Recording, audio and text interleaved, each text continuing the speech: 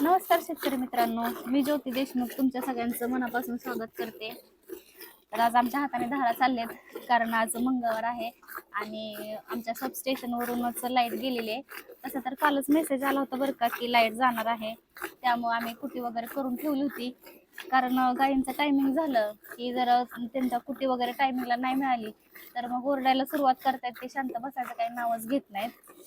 त्यामुळे आता लाईट नाहीये, त्यामुळे बाकी सगळं काम झालंय. पण आता हाताने धारा काढतोय कारण इंजिनचा झालाय आमचा घोटाळा.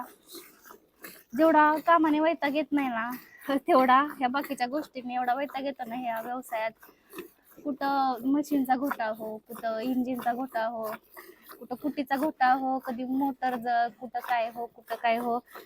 लोकांना म्हणायला भारी वाटतं बरं का की दूध उत्पादकांचा तर भारी आहे की सकाळी 2 तास संध्याकाळी 2 तास काम करायचं, दिवसभर निवांत झोपा काढायच्या. पण 2 तास म्हणता म्हणता आमचा अख्खा दिवस कधी कधी जातो ते आम्हाला कधी कळत पण नाही.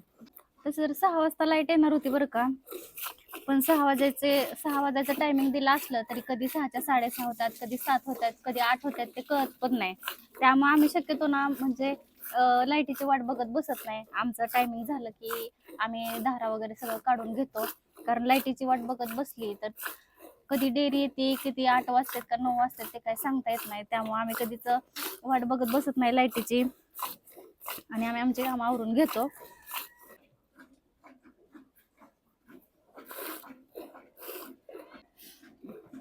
हे आमचं मांजर आहे बरं का. धारा काढायला सुरुवात केली की दूध प्यायला येतच ते. त्याला रोजची सवय लागली आहे. धारा काढायला सुरुवात झाली की ते दूध प्यायला येतं. रोज मशीनची सवय आहे बरं का, मशीनने धारा काढायची. त्यामुळं हाताने धारा काढायच्या म्हणल्या की कधीतरी मग जरा हात दुखतात आणि रोज 1 तासात धारा होतात काढून. पण लाईट नसली ना मग आम्हाला 1 तासाचा 1.5 तास तरी लागतो हाताने धारा काढायच्या म्हटल्यावरती. जनरेटर आहे बरं का मोठं आपल्याकडं. कधी लाईट वगैरे गेली तर कुटी वगैरे नसेल तर ते आम्ही जोडतो. पण धारा काढायसाठी शक्यतो नाही जोडत कारण त्याला डिझेल पण लागतं जास्त. त्यामुळे आम्ही शक्यतो हातानेच धारा काढतो आता.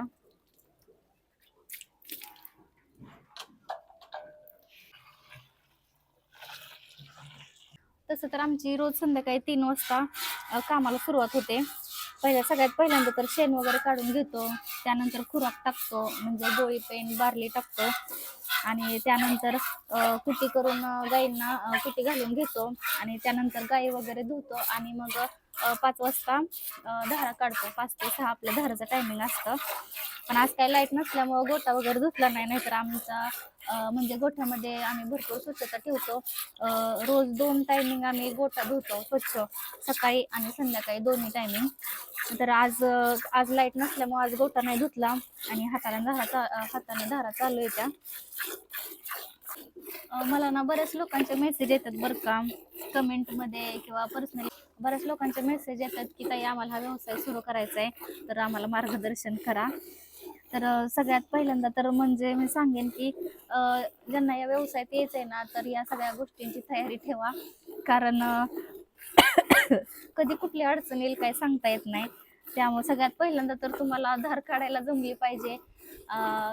जरी तुम्ही म्हणजे गडी वगैरे ठेवून करायचा असेल तरी पण तुम्हाला सगळी कामं जमली पाहिजे. ती धारा काढण्यापासून, शेण काढण्यापासून, वैरण आणण्यापासून, सकाळी पहाटे लवकर उठण्यापासून सगळ्या तुम्हाला सवयी पाहिजे त्या, तरच ह्या व्यवसायात तुम्ही उतरा.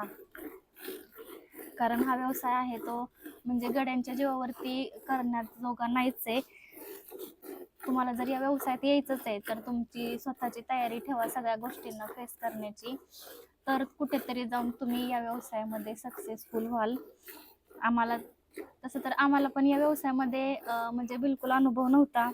कारण लग्नाच्या आधी पण मी पण कधी केलं नव्हतं आणि मिस्टरांनी पण म्हणजे एवढं कधी केलं नव्हतं.